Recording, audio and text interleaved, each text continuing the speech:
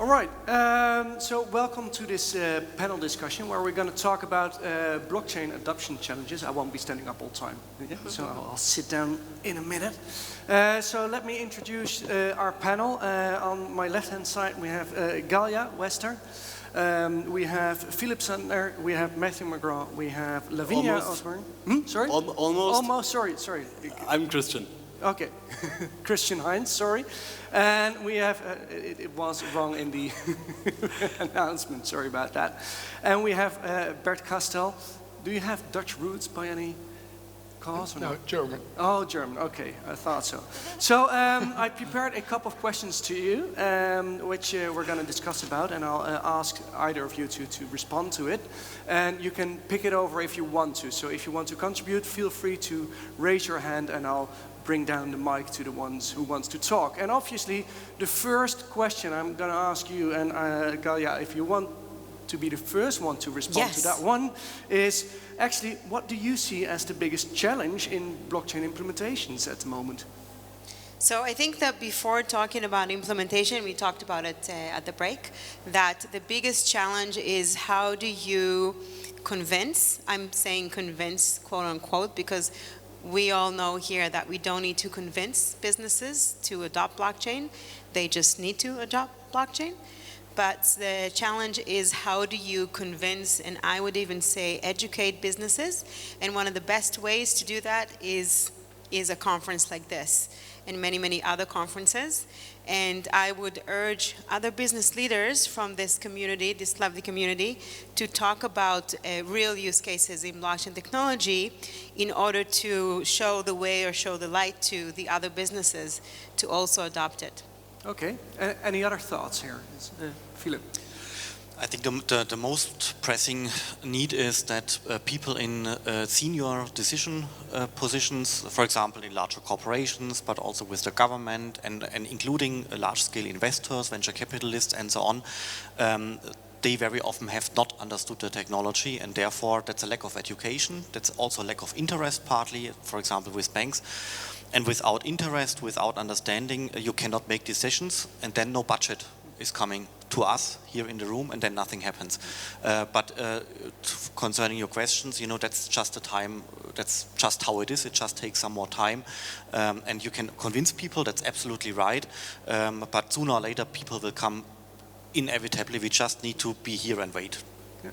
Do they actually have to understand the technology as such, or just the effect of the implementation of the technology? That's a very good question. In my mind, they have to understand it to a specific degree. They don't need to know how to build up a computer network or like the nodes themselves. I try that to CEOs of banks. It's not the best thing. They also don't need to do mining, for example, but what they have to understand is what is a smart contract and how does it work and how to upload it in the chain. There is no blockchain without understanding this because you have to know this to basically trust the technology, and only if you trust the technology then you would release budget.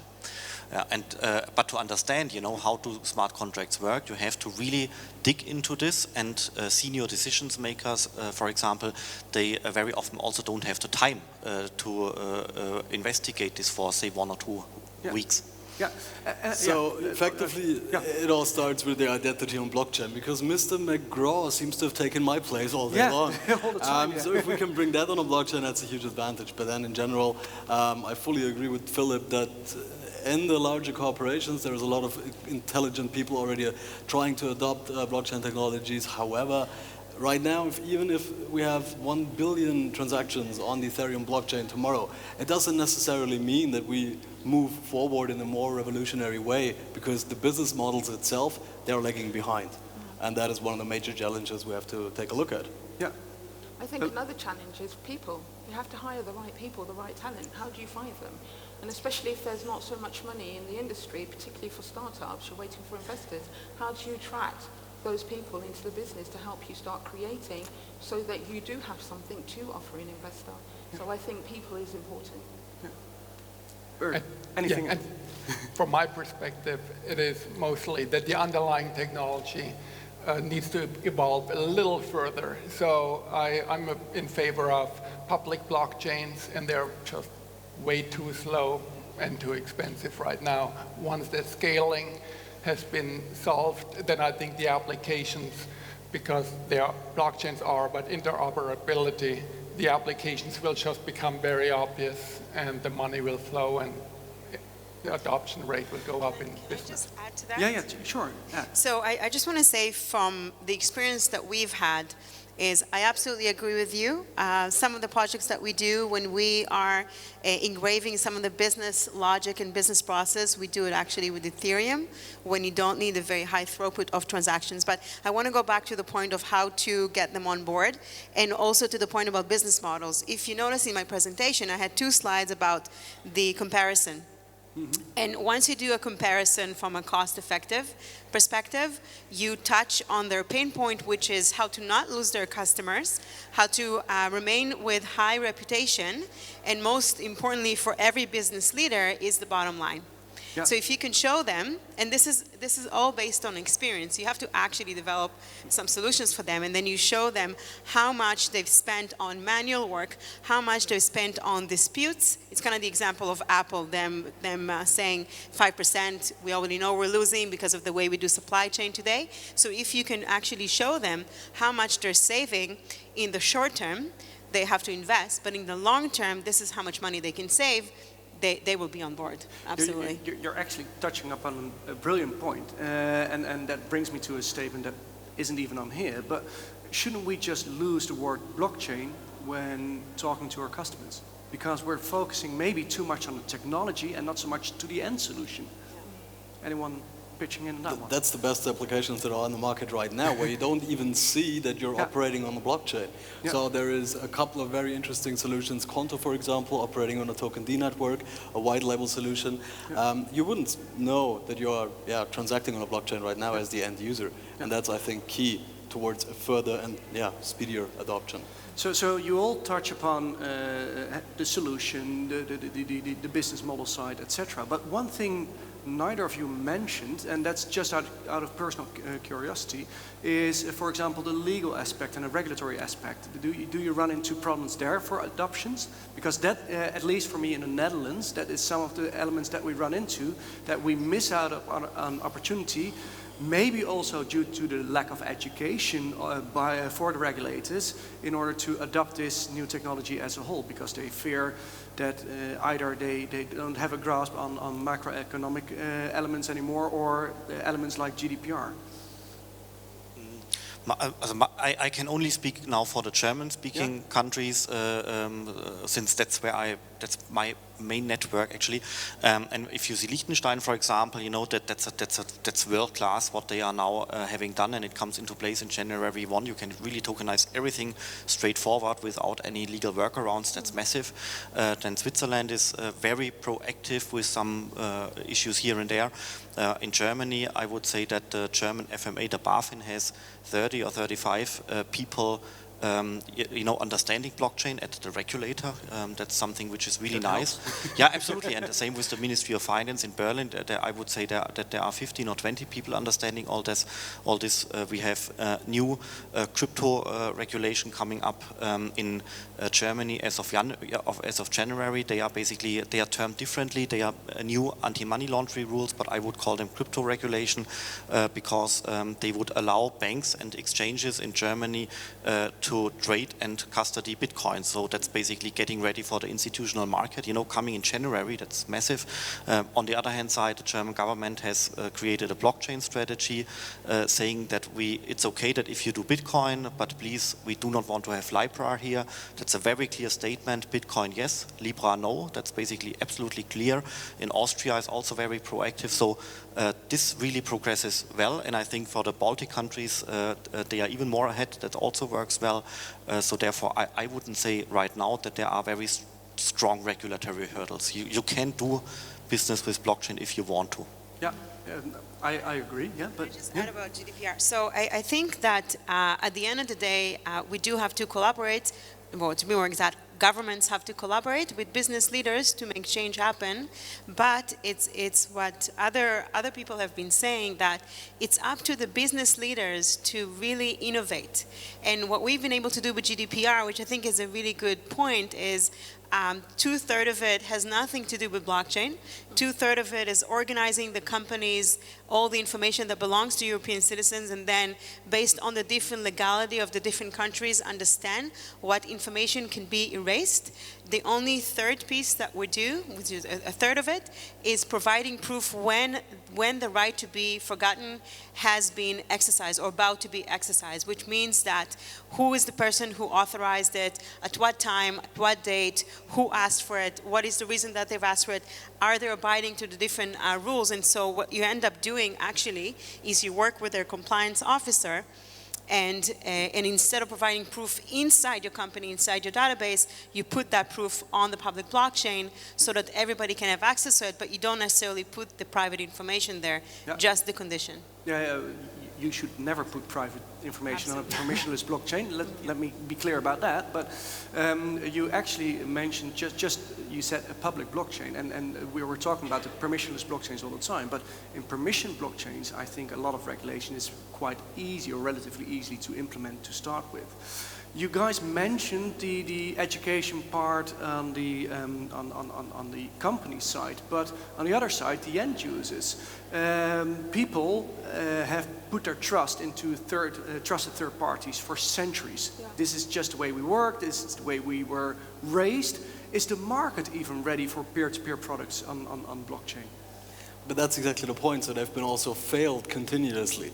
So if you look at all the larger corporations, every one of those had either a larger breach in the last 10 years, and basically Bitcoin was developed after the crisis in the US, the housing market. And so the need for decentralized services also arose from the fact that centralized parties were failing. And therefore, yes, I think education goes further. Not only end users were asking for it, but now it's a lot of community-driven projects that are taking off even more. Anyone else? Well, by the way, if there are any questions from the audience, please let us know. We can pose them to the panel as well. Lavinia, oh yeah. I don't believe in the story that banks will be replaced, actually. Banks will be there forever. Exchanges will be there forever, because I, as a human being, I want to call somebody in case I have lost my password. And this will be the future role of the bank, will be some kind of gateway provider. I'm the human being on the one hand side, and the technology, the blockchain network is on the other side, and the bank sits in between and manage the access. Same with the notaries. I don't believe in a world without notaries, just doesn't make sense. But their business model will change, their revenue will shrink, and the headcount in the sector will shrink. So it's this intermediation takes place definitely, but blockchain will definitely not replace banks in any way. Yeah. Just a perspective from the US.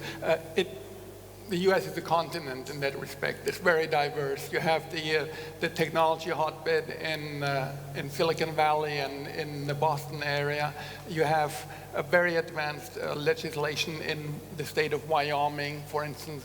I come from a neighboring state, and so and then there are states where they just protect established interests, but there's no real blocking of anything that's going on. It's just, I think we're going through the system, the slide earlier where we're at the bottom of the curve, this is where we are, and as the business models fall in place, as performance and technology evolves, I think it will just take off, and there won't be a stopping from that side. Okay.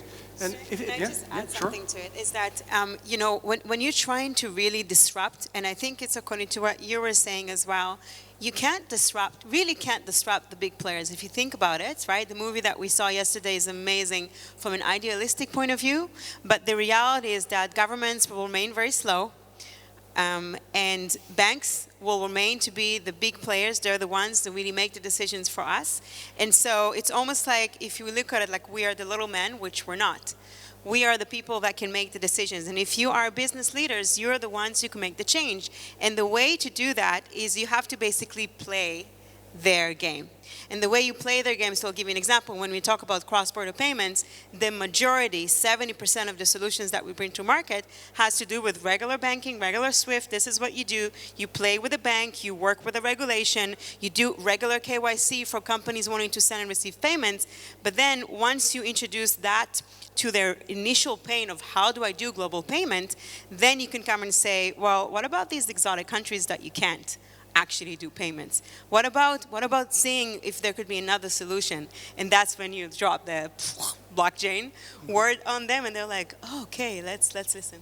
Yeah, absolutely. And that pretty much ties in perfectly with the fact that we're realizing quick wins right now in the industry. And then by just doing that over and over again, at some point you get commoditization of services, of parts of the value chain. And I saw a very interesting speech a couple of weeks back from Jan Kyle, who compared the Mahatma Gandhi saying, where first they ignore you, then they laugh at you, they hate you, and then you succeed. Yeah. And he compared that to the Bitcoin cycle, which was really interesting. And we're at, from a Bitcoin perspective, at the beyond hate stage. But when it comes to all the decentralized applications, we're speaking about, I think we're way earlier. Because right now it's only local wins, quick wins, and we need to extrapolate them into a broader market perspective. That is an interesting point you're raising there. So the Bitcoin community is a bit further in this life cycle. And you say the other DApps are lagging behind a little bit for various reasons. Just to begin with, the majority of DApps could only be developed when Ethereum came up, for example, and that's only 4 years ago. So, but given the adoption of blockchain use cases, if we bring it down, we can classify blockchain use case in two categories. One is the transfer of value, and the other one is in the use for evidence trail use cases, what kind of evidence it is. Where do you expect the first adoption to become mainstream? Is it in the transfer of value or more in the evidence trail stream? I would say evidence, the evidence stream, because that's what blockchain is really about, being able to record that data, and that recording of the data is going to propel blockchain adoption in the sense of people will be utilizing that information and going back to it and testing it also. So I would say evidence trail. I would also say from a technical perspective, doing the evidence trail is, I don't know, I can't tell you the percentage, but it seems like doing the evidence of the trail is much easier to implement, which I presume, I don't know, that you might have more projects implementing that versus the value. Yeah, my personal experience is it's about 70-30. So 70% of the projects is evidence trail based, because you run into very little hurdles, relatively speaking, with regulators and culture change. But also technically it's easier. It's technically easier, not always, especially if you take GDPR into account again, then it becomes a bit harder. Depends on what the evidence trail is about. If it's about an object, then it's easier. If it's about a person, then it becomes a bit more harder. You put it like that. Well, it depends the information that you want from the individual or the information you're looking at, but ultimately blockchain is data, isn't it? Yeah. That's what we're dealing with. Data Yeah, is but evidence. the first application was built around transfer of value Right. That's really in true. Bitcoin, obviously. Or is that what made it more popular? Hmm? Is that what made it more popular? Yes, it was created. No, it was just the first application of blockchain Right. technology. Okay. But still, you know, I would argue that Bitcoin is by far the largest application right now in terms of, you know, like transactions, money flowing through the system and so on. Number two is Ethereum. Then there are coming a couple of cryptocurrencies, including the new decentralized finance topic. And in between this ranking, you have a couple of track and trace use cases, mostly of objects, because indeed you don't have the GDPR issues there. But so far, most of the permissioned blockchain solutions didn't really deliver what they promised. Yeah. There was a research by Deloitte last year stating that 90% of the blockchain projects fail at the moment. But you always have to put numbers into perspective, because what the study didn't show is what the average number of startups is that fail, and that is also 90%. So you do have to put this into perspective. A lot of these blockchain projects are startups, and 90% of the startups fail. So it's kind of a market given, this 90%. So just to put the number a bit into perspective. If we would be able to bring this more mainstream adoption into the market, and you touched upon it a little bit with the introduction, do we have sufficient resources and the right resources? Do we see a shift in the need for certain resources compared to previous technologies and developments? are we as an industry ready to go mainstream? Basically, that's what I'm asking. I would argue that there was like some early crypto entrepreneurs a couple of years ago. Now, since a couple of years, there are like tons of startups everywhere. So there is innovation happening. People are getting skilled. People are learning how to code on blockchain. Then everybody called for regulation. Now regulation is about to deliver. In some countries earlier, in some others later. And therefore, I would really say that everything is ready now for the next hype. And it's also everything is ready for larger budgets, and I think this is actually the missing piece, that senior decisions makers now need to spend money because it makes sense for them. You know, they wouldn't. It's not about sponsoring. It's about that it needs to make sense for them, and I think this is the next big task to do for everybody, to try to convince decisions makers that it makes sense. That is pretty much the. Oh, sorry. Please go ahead. I was going to add that, you know, from a usability standpoint, if you talk about user adoption, it's kind of the same argument of saying 25 years ago or 20 years ago, I want to build a website, so I have to learn how to code a website, and only then I will be able to put my business on that website. Well, actually, no. You just needed to want to know that you need a website, and here's the benefit of a website, and someone else will take care of the details. And then as a user, you just go and you type in the URL and use the website. So it's the same idea as, you know, for example, one of the projects that we're doing, which is a permission-based blockchain. It's essentially allowing students to be able to receive their scholarship with a digital coin. So a digital coin is not a cryptocurrency. But what we're able to do is track the different transactions on a Hyperledger Fabric solution. But at the end of it all, this is in POC stage, it's an app. You can explain to them it's like a PayPal app. The only difference is that you have visibility, traceability, and the ability to be able to receive your scholarship right away. The university will know that you spend it not on drugs, but actually on books, and everybody's happy. Yeah, I couldn't agree more on that one. It's a background technology in the end, and a new app will appear for usage of the end user. Looking at the evolution of the technology behind it, that's why we're personally so interested in the security token offerings, because now you realize the quick win of actually being able to issue a financial instrument in an area that doesn't require you to have hundreds of millions of dollars in order to structure a CCAF fund, but you can actually issue a security token regulatory compliant. And again, Philipp said it already, Germany is one of the places that's at the forefront of this right now, beyond Liechtenstein in the European Union. And so we have this small quick win, but then it translates into a larger context once you actually start democratizing access to financial markets and also more specifically to financial instruments. With you asked about going into the mainstream. I mean, blockchain technology is used quite a lot and quite prevalently in, like, I don't like to use the word third world countries, developing countries such as Africa and Asia, because they need the technology. It makes a difference to their lives.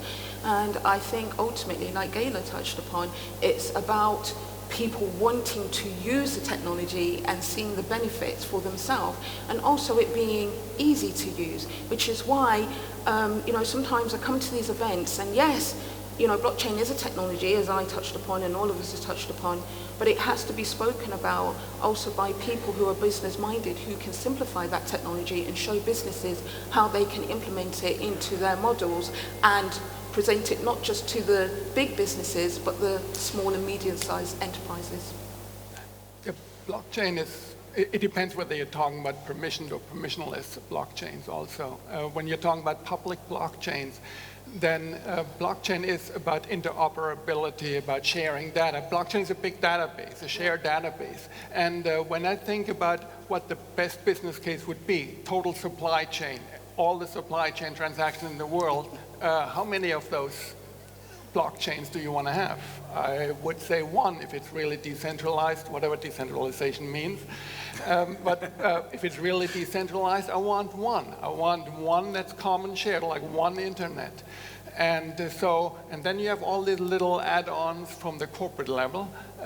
But on the public side, I think it will just merge. One will come out, one, maybe two or three will come out to be the dominating one for huge chunks of application. Very interesting that you mentioned supply chains, because if you look at it, the whole purchase-to-pay order-to-cash transactions, you can actually streamline them within one system. However, to my belief, it's an illusion that one or two systems may prevail. If you look at the financial internet as such, it's different accounting systems, and that's it. And they have to communicate with each other, and that's also what is represented in the cases we do with enterprises. They basically have to start writing their API layers in order to be actually only able to connect to a blockchain, which they can't right now. But if you want them to play with one another, you have to give them an incentive to share.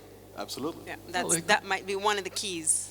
But cost savings. I was involved in earlier life in enterprise resource planning, consolidation of breaking down the silos inside a corporation.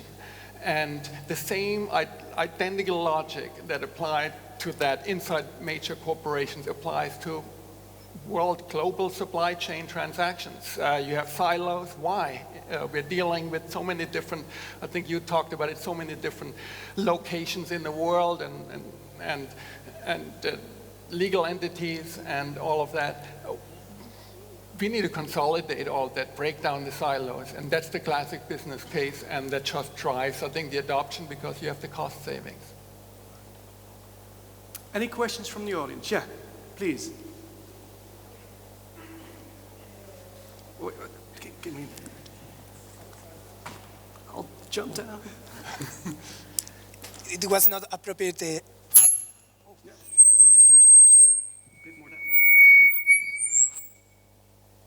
Speaker? Can we open the mic? It doesn't work. Okay. Yeah, this is kind of weird. Hi. Okay. Maybe it's me. So, what do you think about tamper-proof? Because a blockchain is not tamper-proof just because it's a blockchain. For instance, proof of stake. It's just a bunch of people with a lot of tokens deciding what is true. So, do you think there is? I mean, I personally think just only Bitcoin could work because it's the only proof of work chain with a lot of accumulated work. What do you think? I'm happy to react on that one. Even in Bitcoin proof of work, the stakes are called by a select group, and although they're mining pools, the individual people addressing their computing power to the mining pool don't really have a say in practicing what's going on. So I would say proof of stake or proof of work in the end is as resistant and tamper-proof both as they are. Because it's still the majority of computing power or people who put sides together who decide what is the right transaction in this case. But one of the elements you always want to monitor is how big is this group in total? So how decentralized is it? And I know this is not a nice answer for the Bitcoin maximalist out here, and I'm always happy to have a discussion with them.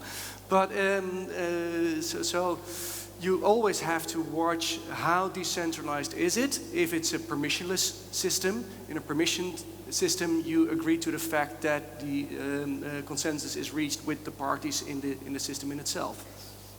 Anyone who wants to add to that? You know, that there are like many approaches out there which are promising, but if you are analyzing what makes sense so far and what actually works, then I think you're right. So far, only Bitcoin works, and another variant works. That's the proof of authority for the permissioned systems. Also, these two systems, they work so far, nothing else.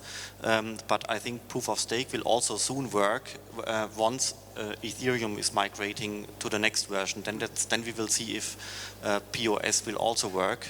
But I think we also always need to discriminate between like promises, plans, visions, ideas, like thousands of protocols out there, and on the other hand side, you know, in which systems actually real money flows from A to B. That's primarily Bitcoin and a couple of other protocols, and then we come down right now to POA and POW. There's also, you talked about tamper-proof. Yes, proof of work has been the gold standard still, but last year at San Francisco Blockchain Week, was a fantastic presentation that broke down what would it take to compromise the main BTC, Bitcoin. It started out, well, we all think it costs billions or tens of billions of dollars to take over the computers. And then you went down, and in the end it was for a couple of $100,000, I can do some harm to already. So that goes back to my very first point. The technology still needs to mature. Yes, we are on a good path. We have a lot of good ideas, but we're still not totally there yet. There's a saying that says if you want to break a blockchain and revert it, it's kind of like reverting a chicken nugget back to being a chicken. Maybe it's a few thousand.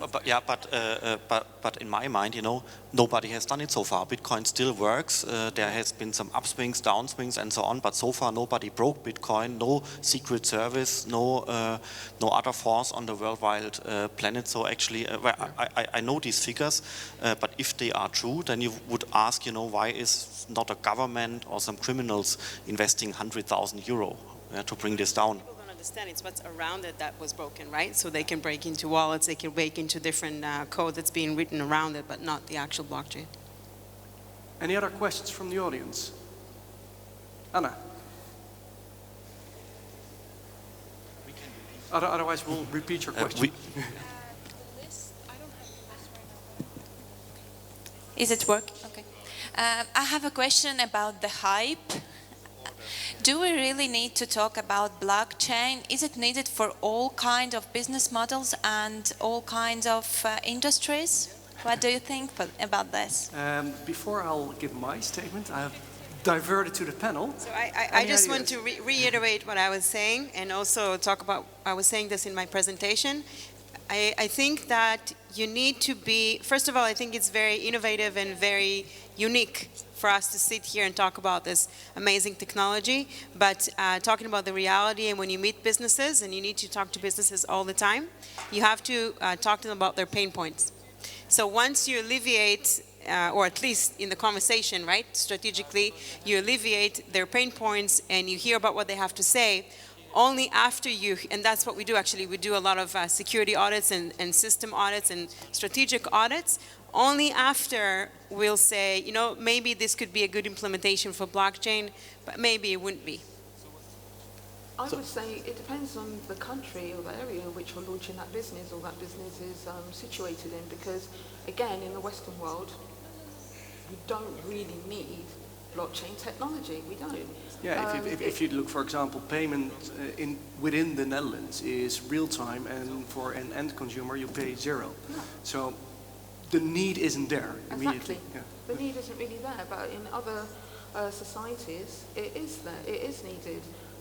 But that's not to say innovation is about trying different things, and if it creates more efficiency and people like the product, sometimes people don't know what they don't know. So yes, you can touch on a business pain points, but sometimes you have to just create and see what how the market responds to it as well, depending, on what the product is or what the service is, because, time is money, as they said. Well, actually, it's quite interesting that you mentioned that, because normally, on average, I work with a lot of companies, and I'm also mentoring various incubators, so I see a lot of startups coming by where I have to judge if they're suitable for this incubator, yes or no. And on average, to give a number, 90% of the use cases of people claiming that blockchain would be okay, I shoot down because there's no clear case for blockchain, no added value from a technical standpoint. But that brings me to the other point, I think the best example is one from the Netherlands. One of the largest pension provider, or maybe the largest pension provider in the Netherlands, APG, is implementing a blockchain implementation for the transfer of value from one pension fund to another. They can save 30 euros or so in this whole process, so there is a little business case to it, but strictly speaking, what they say is, technically speaking, we didn't need blockchain. But by using this technology, we got parties to the table who weren't willing to talk before, and weren't willing to operate together before. But by using blockchain, using innovative new ideas, they were ready to think along. So strictly speaking, in some cases, yeah, technically speaking, you don't need blockchain, but maybe it's a good elevator to get people in the same room and work together in a different way. I would like to add one thing here. So in case you would now term the question differently, and in case you would ask, can you imagine a digital business like an app without a database? Yeah, then everybody would say, no, that's not possible. For any app out there, you need to have some kind of database, right? But if you now roll back 20 years to the year, say, 1998, the question would lead inevitably to the answer, so database, what's that? Why do we need it? Because there haven't been any apps out there, and there haven't been any businesses out there who would need a database. So, and therefore, I think the business model which need a blockchain, we don't know them yet, so they will just come in the next 10 years. Yeah.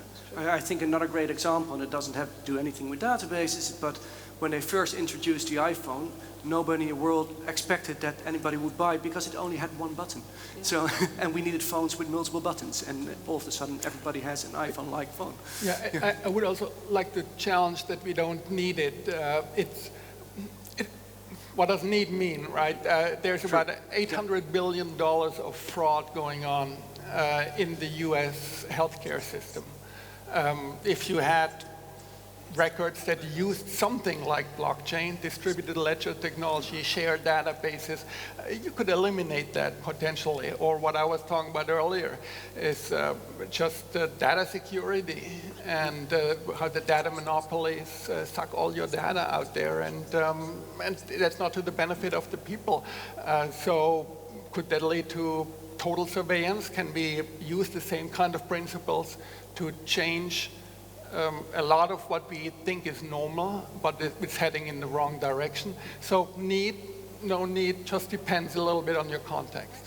Yeah, and also in line with that, just a question to you guys. A lot of the beautiful use cases are across supply chains, etc. And if you look at it from a distance, it's a beautiful use case and basically a no-brainer to implement a blockchain-like technology.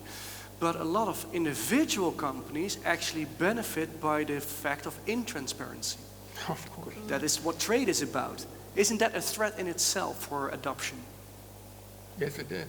It is. And the financial industry is, I think, one example.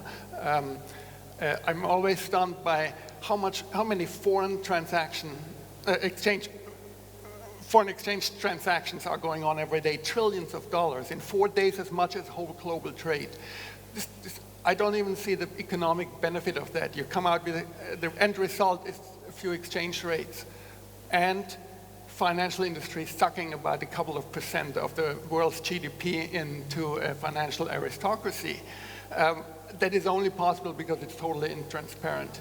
And I don't think the financial industry has a real incentive to become transparent, because they make their money out of being not transparent. I see that Christian wants to react on this one. But actually, to that point. So if you look at, for example, the New York firm Axoni, they've been putting post-trade settlement from credit default swaps on the blockchain. And actually the financial autocracy, they've been sucking it in. They want the technology, and by that they help further its cause as well. So in parts of the value chain, they actually are willing to adopt blockchain technologies where it suits their own needs. Example be audits. If you have automated audits where the regulator can look in, they save money. And so I don't know where it will go, quite honestly. However, I'm looking forward to more global players adopting the technology, and then let's see what happens. Yeah. So there is a way for them to adopt it, because one of the projects that we're working with, the 70% of it is regular, like I said, regular payments, and actually lowering the wire fees using SEPA, using local payments, and also delivering almost at market rate foreign exchange. Now, where we implement blockchain in that little piece is actually to post what was the actual rate that we got, because one of the models that we're working with, like I was saying, there's a fat layer that's still there that you're used to paying to the bank, but because this solution is like an intermediary bank, we're able to make that rate transparent, and then whomever is approving for the rev share to happen. So if, for example, they used to have a markup of, say, 2%, all of a sudden you take that markup and you do 1 and 1, and you put that proof on the blockchain, everybody's happy. And you're able to do that only when you have so many transactions that are happening working with the liquidity provider like Barclays Bank. All right. Yeah. One last remark here. I think it's all about disintermediation. So you have like trade takes part between somebody who is consuming somebody, he wants to pay as less as possible, and then you have somebody who's producing something and he wants to earn money. And in between you have various intermediaries which are facilitating the trade. And I think these guys in the middle, they will be kept out. But who will always benefit are the end point of the transaction. So me as a customer and those people who are producing things that can be a car, but it can be a machine, and it can be IP in terms of, you know, like art pieces, music and stuff. And I think these people at the end point of transactions, they will benefit. So it's, in my mind, better, in case you are an intermediary, you better move to the production side, otherwise you will be gone. So we can finally get rid of the LC departments of banks, or not? and get rid of the fax machine. All right, given the interest of time, because we're running towards the end of the panel discussion, a triple question to all the panelists, just as a final remark. First is, when do you expect that we can see true mass adoption of the technology? What would be the biggest threat not to make that time, and how big do you think are the opportunities? To end on a positive note. I'll start. Can we start on the right-hand side, Bert?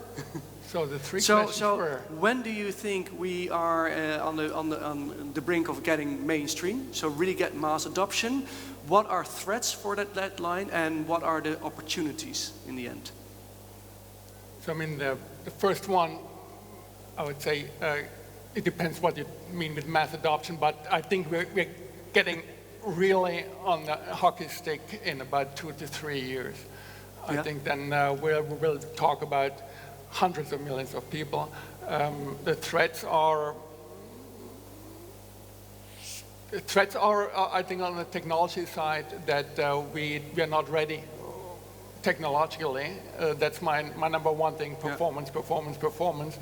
And the benefits, I think we talked about that: supply chain optimization, elimination of data hierarchies that control us, and so on. So we basically are rethinking new companies like Netflix, but we're still working on an internet connection of 1996. That is kind of... Something like that, yeah? Exactly. Okay, all right, thank you. So in regards to timing, I would say next 5 years, probably. But for me, a lot of people do talk about how it's, it's about 10 years since we've been talking about Bitcoins and blockchain adoption, and that's been in the conversation amongst a small group of an industry, so to speak. But I'd rather we get it right than rush it, And there just feels like there's this urgency to kind of get blockchain to mass adoption. Why? Is it for monetary purposes? Is it for moral purposes? I'm not exactly clear, if I'm honest with you. But what I am saying is I think I'd rather we take the time, the people in the industry, to make sure that what we're putting out there does represent blockchain in regards to transparency, equality, and fairness. So that answers that question. The challenges, well, I don't think it's about convincing people. I think it's just about education again. So making that education available to many people and in a way that they can understand it, from CEOs to the everyday person, because mass adoption is about the everyday person.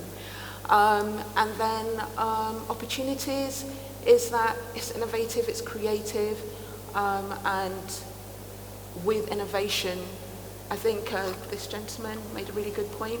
We don't know what's going to come in the future, how blockchain is going to develop, and who is going to see an idea that none of us have seen. And I'm really excited about that. So that's what the opportunities are. Thank you very much for that very original, and I mean it in the most positive way, insight in when it should be adopted. I really like that one. Thank you. Okay. Timeline, I don't know. What's mass adoption? I would say that now as well. Ties in with your point. I simply don't know. The threats are so manifold. I think we could fill a stage with them here. We have political, economical, social factors, technological, legal factors that all are intertwined here. Then they vary by jurisdiction. So there is a lot of challenges. However, it doesn't mean they cannot be overcome. Rather, it's an incentive to overcome them. And then opportunity, I really think it is a step towards a financial inclusion, and that is again citing the banking the unbanked and possibilities of actually giving economic growth also, or generating economic growth also in regions. Like gig economy is a very big thing in Africa, which I like a lot, which has a lot of blockchain applications, and also in other economies. My point is opportunity is you can democratize financial markets in the first place, and then secondly, just provide everybody the ability to be included within an economic system. Concerning mass adoption, I would agree with you guys. It really depends on the domain. For example, in case you take Facebook's Libra, in case this would come, or in case this would have come, then in 1 year from now on, there would be 100 million onboarded. You know, that would be like mass adoption in this segment in plus 1 year. But besides this, I would agree that it probably takes 2 to 5 years. What are threats? I think there is one threat that we are underestimating the technology and that we are not dealing with the technology, especially those people in charge of making decisions in politics, governments, and corporations. So that's a threat for underestimating the technology, because other people like those in China, USA, and so on, they are not sleeping. So if we are not doing it, they are doing it. So we need to do it. And second, I think a real threat is Bitcoin. Actually, I like Bitcoin, don't get me wrong. But recently, a state-owned German bank, Bayern LB, published a report on Bitcoin, you know, like a government-owned bank, imagine this. And they formulated that by May next year, like a fair price could be 90,000 US dollar. Now it's 9,000 US dollar plus minus, so it would be times 10 from now on.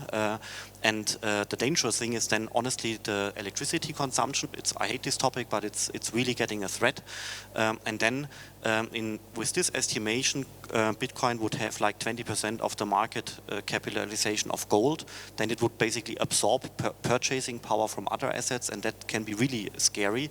But it's very far-fetched, I know, but we should keep this in mind in case such projections are getting true.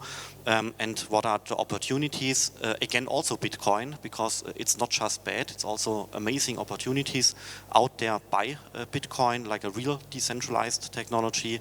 Financial inclusion is an amazing opportunity for including like hundreds of millions to financial systems and allowing them to transfer money, for example, to their relatives, things they can't do at this point of time. And for us as human beings, I think there are endless chances now for founding companies, getting involved, because we are right at the forefront of this kind of wave, which should come in the next years. Thanks. And last but not least, Galya. So I just want to say, I want to kind of like draw a picture of a utopian world. And the way to get to this world is actually not very, very far-fetched. And the way to do that is to attend conferences like this, attend other conferences, not only in Europe, but in other parts of the world. If you are industry experts, come on stage and talk about what you do. But I want to say is that in the utopian world, once we as users understand the full potential of this technology, all we need to do is use it once these apps are out there. As companies, we need to invest in pilots. We need to invest in proof of concept of experimenting that. As developers, which is really hard to get good architects and blockchain experts in your team. Once you have them in your team, you have to hold on to them, which means that you have to find blockchain interesting projects for them. So once you experiment, you're going to be ready. And the next step is actually for governments. I'm from Canada. I'm from Western Canada, the best part in Canada. sorry, Montreal. I was born in Montreal. Love Montreal. But in Canada, actually, actually the government is very progressed. Obviously, Estonian government as well, one of the most digitally advanced governments in the world. But in Canada, there's a project going on right now. There's a project that they've listed in the Canadian government, which has to do with identity on the blockchain. And the Canadian government is taking it very seriously. We talked to the highest rank there as to their efforts and how they're planning to bring blockchain, as you say, to the masses. So I think in the utopian world, if we all work together as users, we understand what it's all about as companies, we find the budget, even if it's smaller budgets, to do the POCs and all the different pilots. And then as governments, and if governments can talk to one another, and I know they do because Canadian government talk to Estonian government and they can talk to many other governments around the world, they can find the budget, and they should find the budget to try and bring it to the masses because they already have the communities. They've got the communities that are residing in different countries, and they must have a solution for identity. They must have a solution for supply chain and many, many other business use cases. All right, thank you. And really nice that you mentioned the SSI project from Canada, because the first implementation of that, or at least experiments, is passport-free traveling between the Netherlands and Canada. So that ends up for me being Dutch here. Thank you very much. Thank you all for your lively debate that we had, and thank you for listening in, and I hope that you enjoyed the rest of the conference. Thank you very much. Thank you.